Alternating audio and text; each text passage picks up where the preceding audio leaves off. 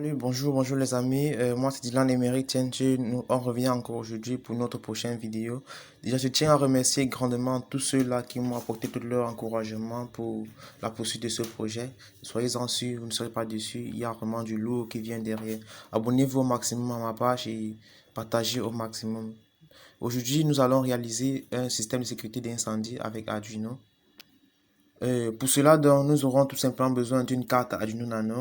Nous aurons besoin d'un capteur de flamme, flamme sensor de type KY026. Nous aurons besoin d'une LED rouge de préférence. On aura besoin d'un buzzer pour le système d'alarme. On aura besoin d'une résistance de 220 ohms pour la LED, pour alimenter la LED. Et nous aurons besoin d'une break-bar ou bien une plaque à essai et des fils, des jumpers mal. On aura également besoin d'un port de connexion pour la carte Arduino Nano. Alors, avant tout, nous allons définir d'abord c'est quoi le capteur de flamme ou bien le module KY026.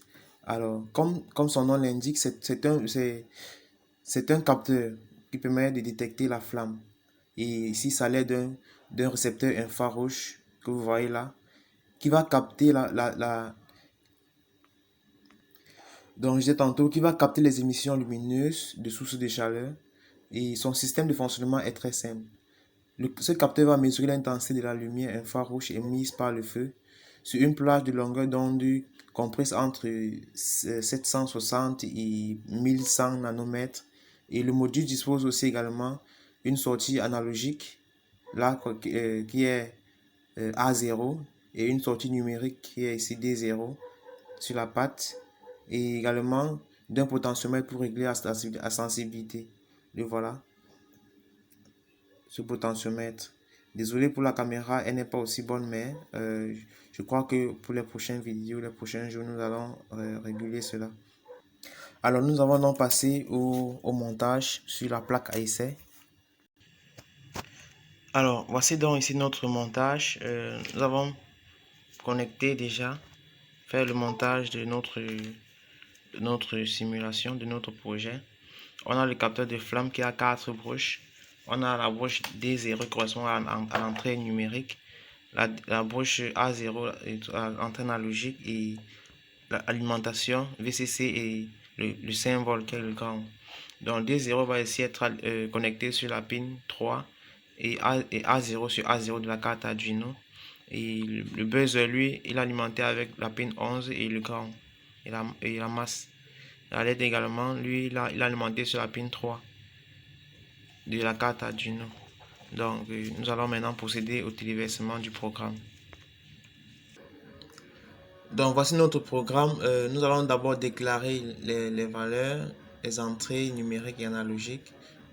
Comme vous voyez, entrée analogique et qui est déclarée A0 pour la LED pin 7, l'entrée digitale à la pin 3. L'alarme est déclarée à la pin 11.